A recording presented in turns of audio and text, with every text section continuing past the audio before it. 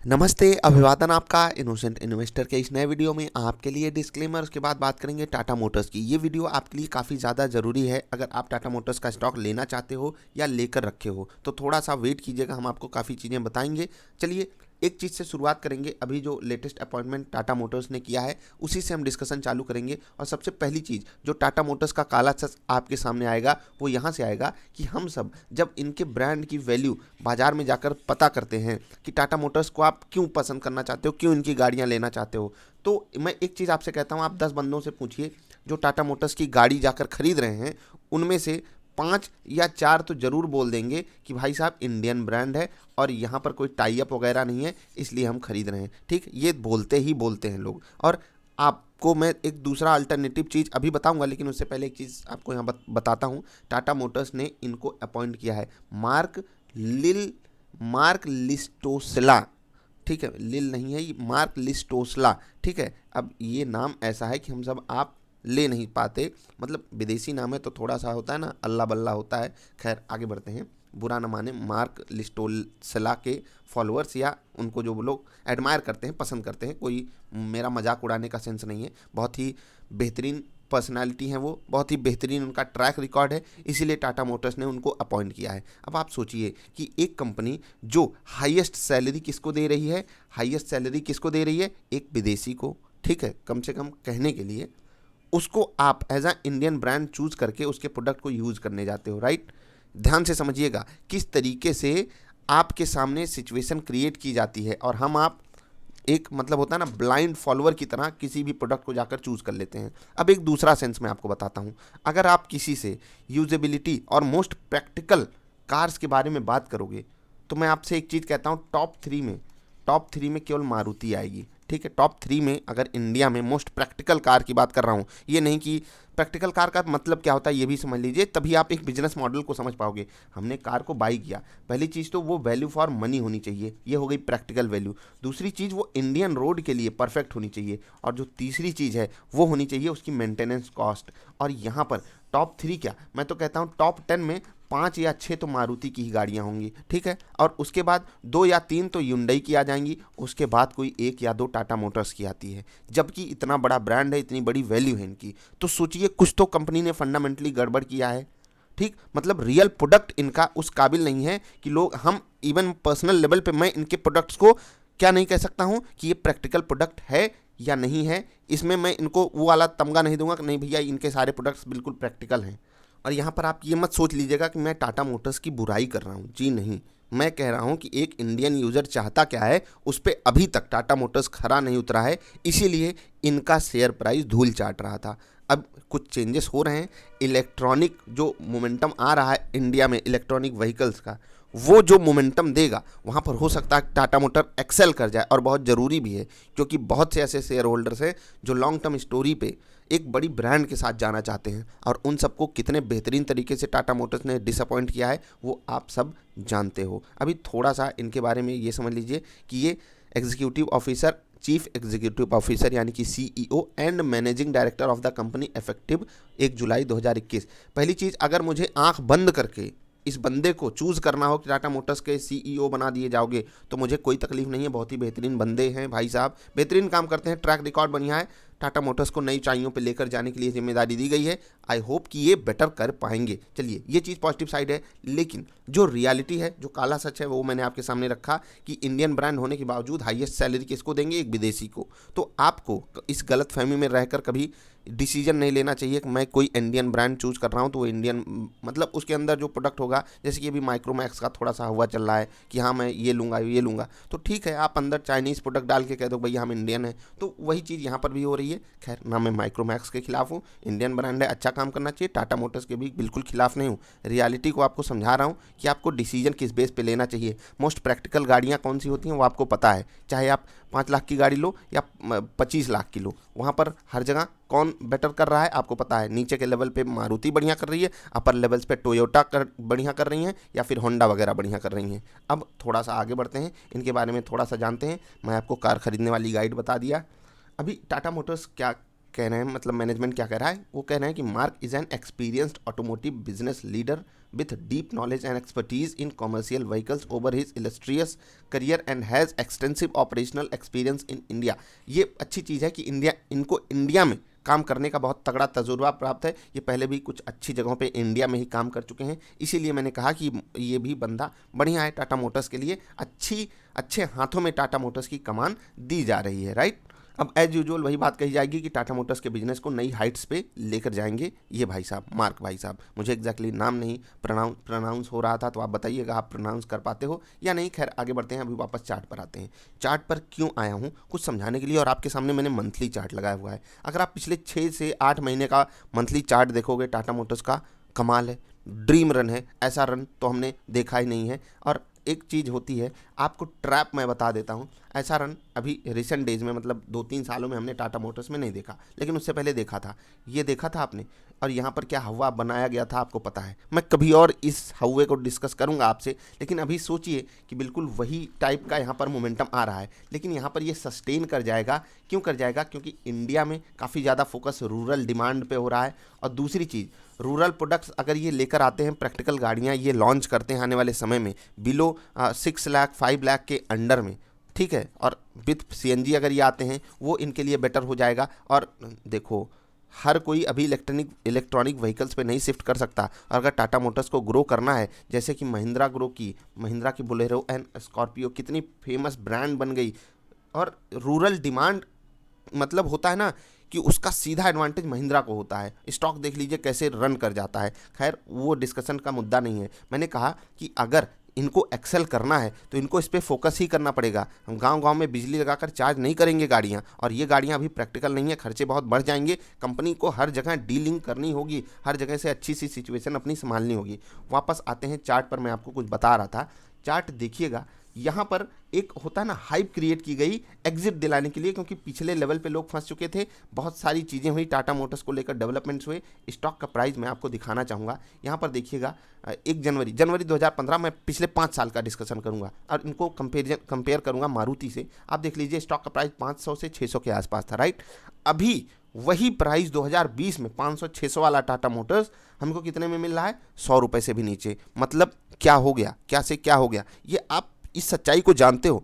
Tata Motors की brand value उस वक्त भी बहुत बड़ी थी, अभी भी बहुत बड़ी है। कोई दिक्कत थी? जी हाँ, इनके बिजनेस मॉडल में दिक्कत थी, इनकी कार्स में दिक्कत थी। और मैं ये नहीं कह रहा हूँ कार्स इनकी बुरी थी, नहीं, प्रैक्टिकल कार नहीं बना पाए। दूसरी चीज़, इन्होंने जो फैसले लिए वो थोड़े से गलत हो गए, कर्जे बढ़ते चले गए। ये सब चीज़ें दूर छोड़िए, मैं मारुति का भी मंथली चार्ट आपके सामने लगा रहा हूँ, और 2015 का ही मैं आपको रेट दिखाना चाहूँगा।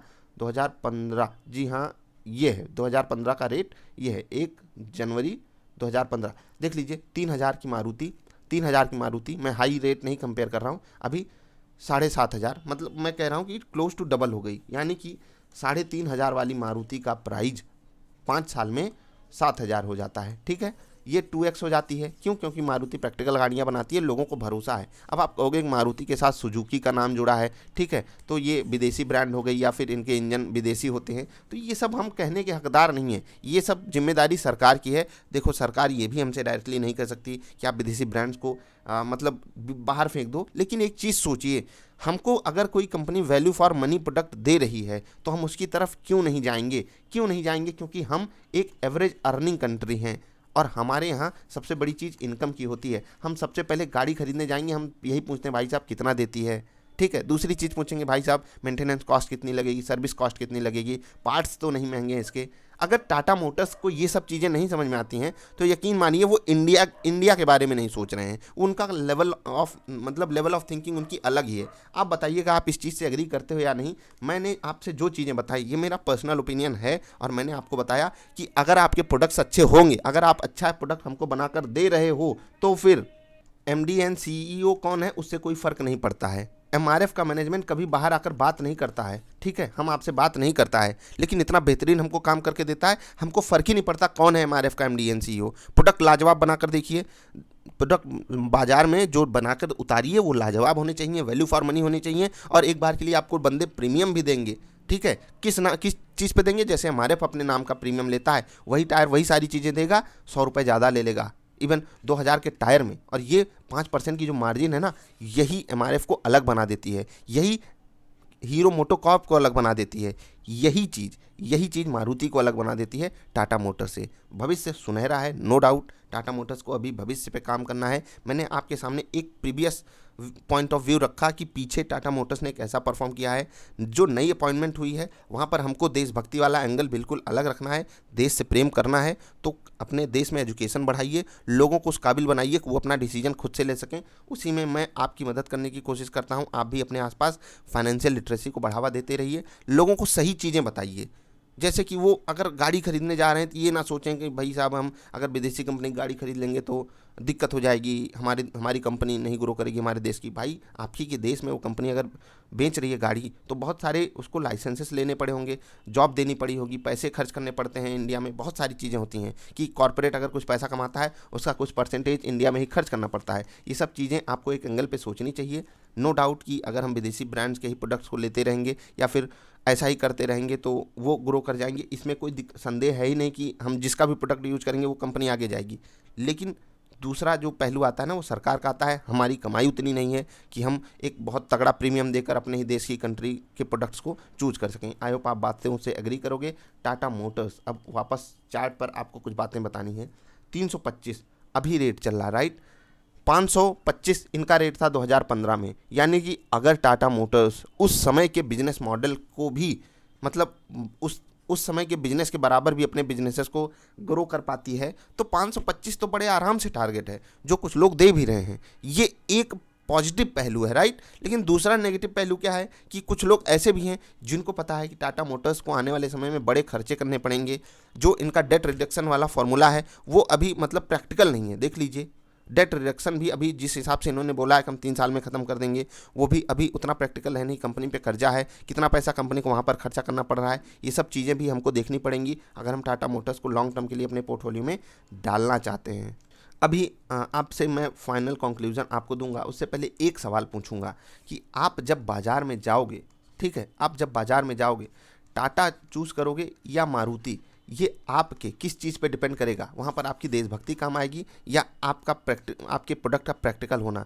तो अगर आप सच में समझदार होगे तो आप प्रैक्टिकल गाड़ियाँ ही चूज करोगे। इसीलिए मैं आपसे कह रहा हूँ कि आप टाटा मोटर्स के बदले अभी के सिनारियो में अगर अनसर्टेनिटी से आपको नहीं गुजरना है तो आप मारुति चूज करो।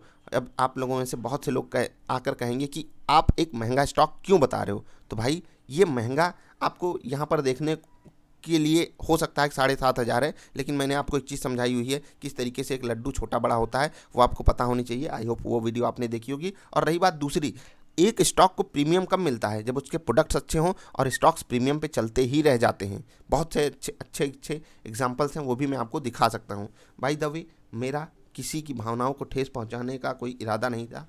टाटा मोटर्स अगर कुछ अच्छे पैरामीटर्स पे जो काम कर रहा है वहाँ पर काम करता है, मुझे बहुत पसंद आएगा। स्विंग ट्रेडिंग के लिए मुझे अभी भी पसंद है ये स्टॉक। अपने सपोर्ट एंड रेजिस्टेंस को अच्छे से सम्मान देने वाला स्टॉक है, कोई दिक्कत नहीं है। ट्रेडर्स एक्टिव होते हैं यहाँ पर, आप देख सकते हो, इसीलिए हम सब ट्रेडिंग का एडवांटेज भी ले सकते हैं। आपको अगर टेक्निकल लेवल्स पे अभी जाना हो तो मैंने एक लेवल आपको समझाया हुआ था, उसी लेवल के आसपास ये ट्रेड कर रहा है। आप देख लीजिए पिछले 3-4 दिनों से। और वो लेवल कौन सा था आपको उसके लिए 1-2 पुरानी वीडियो हमारी जाकर देखनी पड़ेगी। उन्हीं लेवल्स के आसपास ट्रेड कर रहा है। हमको ब्रेकआउट अब 340 के ऊपर ही मिलेगा क्योंकि ये एक जोन बन गई है। और अगर आप कहना चाहो तो ये एक बहुत ही पॉजिटिव सिग्नल भी बनता है। अगर बाजार पॉजिटिव होती है तो टाटा मोटर्स नो डाउट बहुत बेहतरीन तरीके से ऊपर भी जाने के लिए तैयार खड़ा है। ये एक पॉजिटिव सिग्नल है टेक्निकल चार्ट्स पर। ऑप्शन डेटा भी इस तरीके से बनकर आ रहे हैं कि जो लॉन्ग करने वाले हैं अभी वो हार नहीं मानना चाहते। यानी कि जो टाटा मोटर्स को बाई करके बैठे हुए हैं, चाहे वो ट्रेडर्स हों, चाहे मतलब एक बार के लिए चाहे आप उनको ट्रेडर कह दो, जो बाई करके बैठे हैं, चाहे वो ट्रेडर हो चाहे वो एक इन्वेस्टर ही हो, वो अभी हार नहीं मानना चाहते। यानी कि टाटा मोटर्स में ये जो डिप आती है वो उसको बाइंग के लिए ही यूज करना चाहते हैं। यानी कि टाटा मोटर्स अगर गिरेगा तो वहाँ पर बाइंग इनिशिएट होगी। ये जनरल टेंडेंसी है। टेक्निकल चार्ट्स पे टाटा मोटर्स अभी बहुत मजबूत दिख दिखाई दे रहा है। उसके पीछे कारण क्या है अभी एग्जैक्टली हम आप जो अपॉइंटमेंट देखें, हो सकता है ये भी एक कारण हो सकता है कि लोग अब सिर्फ भविष्य को ही देख रहे हैं, क्योंकि बहुत से ऐसे स्टॉक्स हैं जो सिर्फ भविष्य पे चलते हैं, अभी हमको नुकसान दे रहे हैं, लेकिन उनके भविष्य को देखकर उनको बहुत तगड़े प्रीमियम पे बाजार बैठाई हुई अपने सर पे बिठा कर रखी है। वही चीज़ टाटा मोटर्स के साथ हो रहा है। अगर चेंजेस कुछ होते रहेंगे हम आपको अपडेट करने की कोशिश जरूर करेंगे। अगर इस वीडियो में कही गई बातें किसी को बुरी लगी हों तो आपसे मैं माफ़ी नहीं मांग सकता, लेकिन एक चीज़ ज़रूर कहूँगा कि उसको आप बैक टेस्ट कीजिए, और अगर आप प्रूफ के साथ डेटा मुझे नीचे कमेंट करके बताओगे तो मैं बिल्कुल आपको रिप्लाई देने की कोशिश भी करूँगा, और देखूँगा कि आप किस बात से एग्री नहीं करते हो, मेरी कौन सी बात आपको बुरी लगी है। चलिए अभी के लिए इतना ही। अगर वीडियो पसंद आई तो लाइक कर देना, अगर चैनल पसंद आया तो सब्सक्राइब कर लेना। हम मिलेंगे फिर से किसी अच्छी वाली वीडियोज़ में, तब तक के लिए बाय।